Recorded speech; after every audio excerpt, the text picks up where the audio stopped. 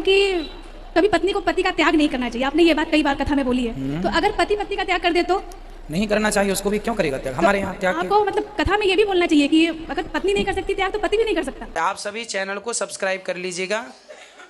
जो भी यूट्यूब पर देख रहे हैं चैनल को सब्सक्राइब कर लीजिए और शेयर कीजिएगा। राधे राधे दोस्तों, स्वागत है आपका हमारे YouTube चैनल उषा भक्ति मार्ग में। बात करेंगे हम आज ऐसी महिला की जो कि पंडाल में आती है और कहती है, गुरुजी जब हर वक्त को भगवान ने अच्छा या बुरा जीवन या मरण भगवान ने निश्चित कर रखा है तो इंसान व्यर्थ में चिंता क्यों करता है। आइए दोस्तों देखते हैं इस विषय में गुरुजी उस महिला को क्या समझाते हैं। आज का वीडियो बहुत ही इंटरेस्ट और ज्ञानवर्धक होने वाला है, बीच में छोड़ के ना जाइएगा, बने रहिए हमारे साथ इस वीडियो के अंत तक। के लिए है। और गुरुजी एक चीज़ और पूछना है मुझे कि इंसान व्यर्थ की चिंता क्यों करता है? जब भगवान ने लिख दिया है, हर एक चीज़ लिख दिया है कि जो होना है होनी से होना, तो व्यर्थ की चिंता मन में क्यों होती है? अज्ञानवश। तो ज्ञान कहाँ से मिले? कथा से। आपको मिल रहा है कि नहीं? हाँ मुझे तो मिल रहा है। जैसे आपको मिला औरों को भी मिलेगा जो सुनेगा। आपकी चिंता खत्म हुई? नहीं गुरुजी नहीं खत्म होती। मैं बहुत कथा सुनती हूँ, 3 साल से सुन रही हूँ, लेकिन फिर भी मन पता नहीं क्यों व्याकुल रहता है। इसका मतलब ये है कि जो आप सुनते हैं वो निकल जा रहा है, घड़ा फूटा हुआ है। तो क्या करें उसके? इसको डुबाइए सत्संग में खूब और विश्वास भगवान में बनाइए। ये सत्य है, जो हो रहा है वो भगवान की इच्छा है। खुश रहिए। और प्रभु जी हमें आपका वो मुझे बहुत अच्छा लगता है। ये प्राप्त का दिल की बेकार नहीं होगी प्रभु। 2 लाइन प्लीज।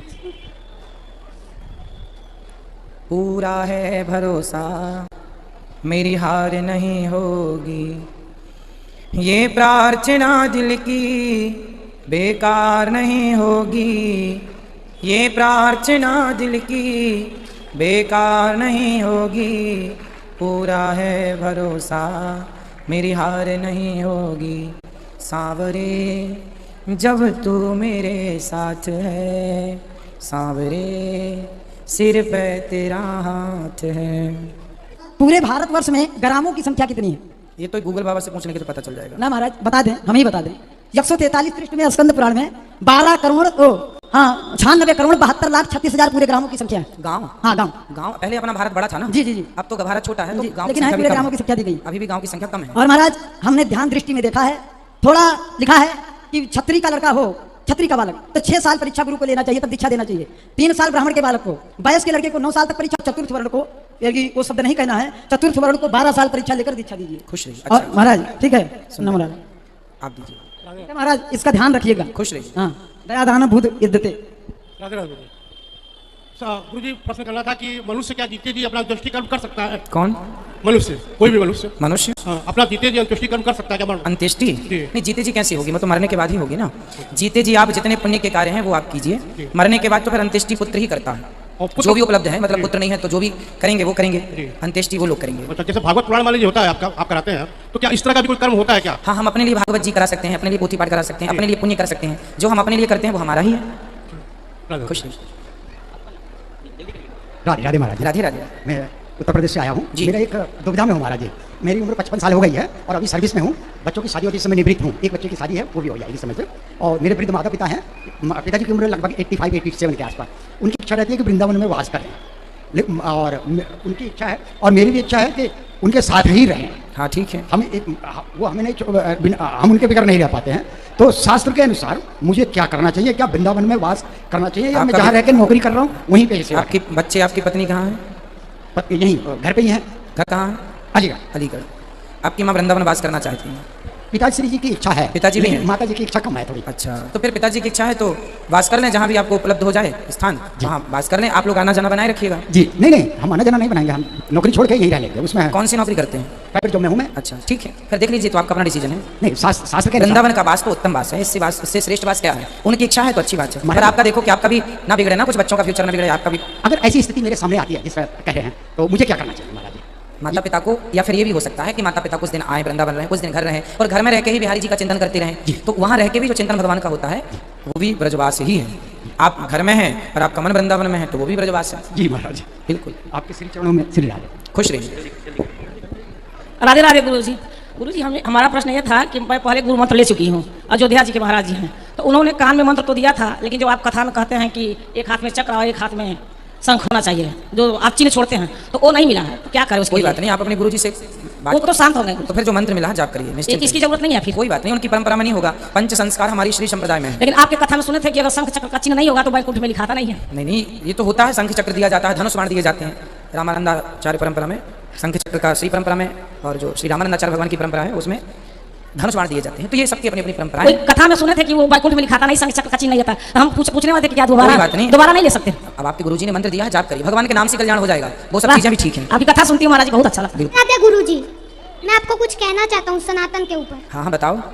है तुझ में वो हिम्मत, मैं मूर्ति की पूजा करता हूँ इसलिए तुमने मूर्तियाँ तोड़ी। मैं मंदिर में पूजा करता हूँ इसलिए तुमने मंदिर तोड़े। लेकिन तुम भूल गए मैं सूर्य की पूजा करता हूँ। हिम्मत है तो बुझा दे, मैं चंद्रमा की पूजा करता हूँ। हिम्मत है तो हटा दे, मैं जल की पूजा करता हूँ। हिम्मत है तो सुखा दे, मैं वृक्षों की पूजा करता हूँ। हिम्मत है तो मिटा दे, मैं उस पर्वतों की पूजा करता हूँ। हिम्मत है तो हिला दे, मैं इस मिट्टी की पूजा करता हूँ। हिम्मत है तो अपने कब्र से हटा दे, मैं अग्नि की पूजा करता हूँ। हिम्मत है अपने घर का चूल्हा अपने हाथों से बुझा दे। सनातन का मतलब भी समझते हो, जो आदि और अनंत है, जो पुरातन है, वर्तमान और भविष्य में जो सबका जन्मदाता है, इसलिए वो पिता है। हिम्मत है तो अपने नाम से अपने बाप का नाम मिटा दे। वाह, सुंदर, कोटि कोटि प्रणाम कर लो। सही है। हम सनातनी, हम पानी की पूजा करते हैं। गुरुजी, सूर्य मैं चंद्र आपको माँ की सेवा के लिए कुछ देना चाहता हूँ। खुश रहिए। श्रीमान नारायण गुरुजी, आपके चरणों में कोटि कोटि प्रणाम। ये जय मेरा पुत्र है, आप इसे आशीर्वाद दीजिए। बिल्कुल, भगवान को सुखी रखें, प्रसन्न रहें, खूब सुखी रहिए। ये देखो वृद्ध माओ के लिए सेवा कर रहे हैं बच्चे, एक बार तालियां बजाइए बच्चे के लिए। ये बच्चे जितना हम लोगों के करते मदद, उतना लोग पाप करने वाले जो हैं वो हमें ठुकरा कर फेंकते हैं तो भगवान शरीफों को उठाते हैं जल्दी। जो दान पुण्य करते हैं, पूजा भी करते हैं, 24 घंटे हमेशा ध्यान देते हैं भगवान की तरफ, ठीक। और ये पाप करने वाले जो एक रोटी पेट पे लात मारकर जगह भगवान देते हैं तो वो पेट पे लात जगह छीन लेते हैं और छीन कर भगा देते हैं। ऐसा क्यों बताओ? ये पाप करने वाले को जल्दी नहीं उठाता, शरीफों को उठाता है जी जल्दी, ऐसा क्यों है बताओ? ये कलयुग है, युग का प्रभाव है।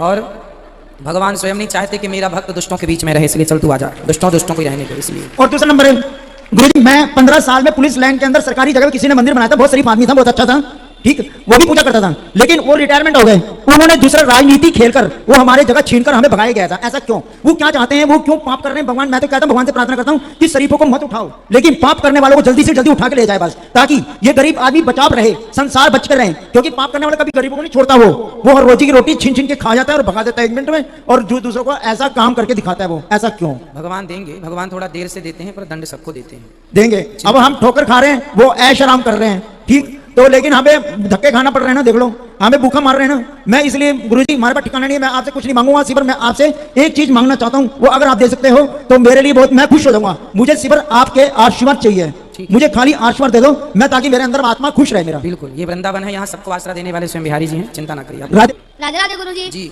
गुरुजी, आप बोलते हो वृंदावन भारत का हिस्सा नहीं है, वैकुंठ का हिस्सा है, तो यहाँ पे मौसम का प्रभाव क्यों पड़ता है? भाई, मौसम का प्रभाव तो पड़ेगा ही, क्योंकि है तो ये पृथ्वी पर ही, पर पृथ्वी के ऊपर देखो, जैसे ये पृथ्वी है, इसके ऊपर हमने ये रख दिया, उसी तरह पृथ्वी पर ही कहा तो ये जाता है कि जो वृंदावन है वह भगवान की पावन नगरी है। जब भगवान आए तो भगवान ने वृंदावन को वैकुंठ से कहा कि चलो तुम वहीं रहना। इस कोई कहे कि पृथ्वी किस आधार पर टिकी है, पृथ्वी का आधार क्या है, तो आप कह सकते हैं कि ब्रजमंडल ही पृथ्वी का आधार है, ब्रजमंडल में पृथ्वी टिकी हुई है। अब यहाँ तो मौसम का प्रभाव दिखेगा ही, पर ये आध्यात्म दृष्टि है, यहाँ अनुभव किया जा सकता है। आप वृंदावन आए हैं ना, दिखने में तो वृंदावन सामान्य हमारे शहर जैसा है, गाँव जैसा है, लेकिन जब यहाँ पर रहेंगे तो यहाँ की जो अनुभूति है वो सबसे हटके है। आप वृंदावन का माहौल देखिए और अपने गांव का, अपने शहर का देखिए, आपको अंतर दिखाई पड़ेगा। आप में से कितने लोग हैं जो ये अंतर महसूस कर रहे हैं? इसको देखने के लिए थोड़ा भक्ति की आंखें चाहिए बेटा। प्रश्न पूछने हैं। पहला गुरुजी, अपना आत्मविश्वास कैसे बढ़ाए? आपको ही बढ़ाना पड़ेगा। आत्मविश्वास बढ़ाने के लिए हमें सदा पॉजिटिव रहना पड़ेगा। पॉजिटिव रहिए, सत्संग करते रहिए, उससे आत्मबल प्राप्त होगा। और गुरुजी, दूसरा प्रश्न है कि अपनी पढ़ाई को भक्ति कैसे बनाए? पढ़ाई को ही भक्ति मान लीजिए। जो पढ़ करके जो कमाएंगे वो प्रभु आपके भक्तों की सेवा में खर्च करेंगे, लुटाएंगे, ये भक्ति है। खूब धन कमाओ, फिर उससे धर्म करो। और गुरुजी, तीसरा प्रश्न है कि जैसे आप बोलते हैं मृत्यु के बाद यमराज जी जो हिसाब करते हैं पाप करने का, तो जो दूसरे पंथ के लोग हैं तो क्या उनके साथ भी सेम हिसाब होता है, या मतलब कैसा होता होगा? भाई, हिसाब तो सबके साथ यमराज ही करते हैं, कोई माने। अब जैसे दूसरे पंथ के लोग हैं वो भगवान को नहीं मानते, वो नरक को नहीं मानते, स्वर्ग को, तो भाई आप नहीं मानते। अब जैसे उल्लू है, वो कहता है कि सूर्य तो होता ही नहीं है, उसे सूर्य दिखाई नहीं पड़ता। वो कहते हैं, उनकी प्रजाति कहती है सूर्य नहीं होता, हम नहीं मानते कि सूर्य होता। तो उल्लुओं के ना मानने से क्या होता है? सूर्य तो है ना। ऐसे कुछ उल्लुओं के ना मानने से क्या होगा? जो है सो है। किसी का शरीर में जो प्रेत आत्मा प्रवेश कर जाती है, वो कैसे क्यों प्रवेश कर जाती है? जो व्यक्ति सात्विक नहीं होता उसी के अंदर फिर नेगेटिविटी प्रवेश करती है। सात्विक मतलब नहीं समझ। सात्विक मतलब जो पहले से भगवान से जुड़ा है, भगवान से जुड़ा है तो उससे कोई बाधा परेशान नहीं कर सकती। जो भगवान से नहीं जुड़े, है ना, जैसे जहाँ गंदगी होती है वहाँ मच्छर होते हैं, तो जो गंदे ढंग से रहता है, जो कभी भगवान की पूजा आरती इत्यादि अपने आप को धर्म आध्यात्म से नहीं जोड़ता, उन्हीं के पास से फिर ये नेगेटिविटी पहुँच जाती है।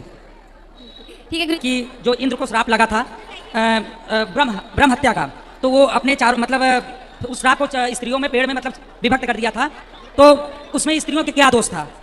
दोष नहीं था। तो दोष नहीं था तो मतलब मेरे कहने का मतलब पाप इंद्रियों का था। स्त्रियों ने अपनी स्वेच्छा से स्वीकार किया था। अच्छा ठीक है, जबरदस्ती नहीं। अच्छा दूसरा प्रश्न ये है, मैं कवि महोदय के बारे में कुछ बोलना चाहता हूँ, कवि महोदय के बारे में, जिसका नाम नहीं लेना चाहता हूँ। ये जब सीता जी का हरण हुआ था उस समय की स्थिति क्या थी? आपने उस दिन बोला था मतलब सुंदर अति, मतलब दो ही शब्द प्रयोग किए थे। मैं कवि महोदय से पूछना ये चाहता हूँ, क्या उन्होंने अपनी कविता में कभी अति शब्द का और सुंदर शब्द का प्रयोग नहीं किया है? अगर किया है तो मेरे गुरुजी जो यहाँ पे बैठे हैं उनके ऊपर क्यों दोष लगाया जा रहा है? उनके पुतले क्यों फूके जा रहे हैं? आप एक मिसाल हैं, चिराग नहीं है, बड़े से मिसाल हैं, आपको क्यों उजाड़ा जा रहा है? आपके पुतले क्यों फूक रहे हो?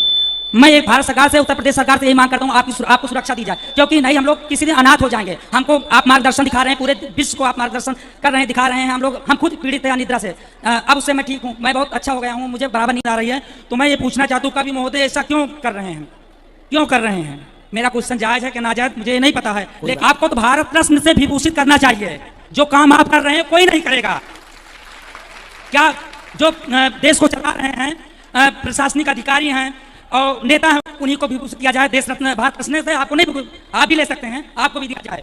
मेरे कहने का भाव यही है, आपको सुरक्षा मिलनी चाहिए। और जो आपके पास सारे लोग आते हैं, सारे व्यक्ति आते हैं कि महाराज जी मैं आपसे मिलना चाहता हूँ, ये लाया हूँ वो लाया हूँ, ठीक है, मैं उनके भाव को समझ रहा हूँ, लेकिन एक मिनट भाई मेरी बात को मत काटिए। मैं ये कहना चाहता हूँ कि उसमें पता नहीं हो सकता कवि महोदय ही आपके पास किसी को किसी भेष में, क्योंकि माता सीता का जब हरण हुआ था, रावण उस समय ऋषि भेष में आए थे, तो किसी भेष में आपको क्षति कोई अगर व्यक्ति पहुंचा देगा तो हम सब पिता से, माता से, भाई से, क्योंकि आप मेरे सब कुछ हैं, उससे हम वंचित रह जाएंगे। तो इसके लिए आपको सुरक्षा चाहिए और सुरक्षा आप अपनी कीजिए, क्योंकि नहीं किसी दिन आपका ये चिराग बुझ जाएगा तो हम सब अंधकार में रहेंगे। प्रकाश हमको कहाँ से मिलेगा बताइए, कहाँ से मिलेगा? तो मैं कवि महोदय मेरे, आज मैं उत्तर प्रदेश, मेरा नाम हरिओम सोनी है, मैं उत्तर प्रदेश से बोल रहा हूँ, लेकिन किस जिले से बोल रहा हूँ ये मैं नहीं कह रहा हूँ, लेकिन इसके पहले भी मैं वीडियो आपके सामने मैं बोल चुका हूँ, ठीक है? वो मेरे पास के हैं, सुल्तानपुर जिले के हैं, लेकिन क्यों मैं कवि महोदय से कहूंगा कि ये इतनी बड़ी हस्ती हैं आप इनको उखाड़ने का प्रयास मत कीजिए, आप इनको लगाने का प्रयास कीजिए। एक फूल की चाहे महक, उसको देखने में जितनी सुंदरता लगती है, फूल को तोड़ने में, गुलाब का फूल तोड़ बिखेर देंगे, उसमें सुंदरता नहीं है। आप एक गुलाब हैं, आपको बिखेरना नहीं चाहिए, आपको हम लोग देख के अति सुंदर लगते हैं आप, ठीक है? ठीक है, खुश रहिए आप, प्रसन्न रहिए। माध्यम से हर व्यक्ति को कहना चाहता हूँ जो आपसे चलते हैं, कृपा। तो देखा दोस्तों, आज की वीडियो हमने पूरी देखी और सुनी। जैसे कि उस महिला ने कहा कि गुरुजी, जब भगवान ने सारी समस्याओं को निश्चित कर रखा है कि इस दिन पे ये होना है, जीवन मरण जो भी है सब कुछ भगवान ने ही निश्चित किया है और सुख दुख भी भगवान ने ही निश्चित किया है, तो इंसान बैठ में चिंता क्यों करता है, क्यों परेशान रहता है? तो दोस्तों इस विषय में गुरुजी ने यही समझाया कि इंसान अज्ञानवश ये सब चिंता करता है, क्योंकि भगवान ने तो हर दिन का निश्चित कर दिया है, सुख दुख भी भगवान के ही बनाए हुए हैं, भगवान ने वो भी निश्चित कर दिए हैं। लेकिन इंसान को जब ज्ञान नहीं है, और कहते हैं कि जब इंसान को ज्ञान नहीं है तो इंसान चिंता करता है, लेकिन ये भी बात सही है कि हम इंसान हैं, भगवान ज्ञानी हैं, उन्हें सब कुछ पता होता है। लेकिन जो धरती पर आकर हमसे रिश्ते जुड़े हैं और जो बहुत सारी समस्याएं जो आके खड़ी हो जाती हैं, तो उसमें चिंता करना तो जायज़ बात है। लेकिन कहते हैं कि कथा से, प्रसंग से अगर हम लोग जुड़े और ज्ञान प्राप्त करें तो शायद हमारी चिंता दूर हो सकती है। तो दोस्तों आपकी क्या राय है? आपको जो भी समझ में आया हो आप हमें कमेंट बॉक्स में कमेंट करके बता सकते हैं। और हाँ, अगर अभी तक आपने हमारे चैनल को सब्सक्राइब नहीं किया है तो आप हमारे चैनल को सब्सक्राइब कर लें, हमारी वीडियो को ज़्यादा से ज़्यादा लाइक व शेयर करें, कमेंट बॉक्स में राधे राधे लिखना ना भूलें। मिलेंगे ऐसी ही किसी अन्य वीडियो के साथ, ज्ञानवर्धक वीडियो के साथ, तब तक के लिए राधे राधे।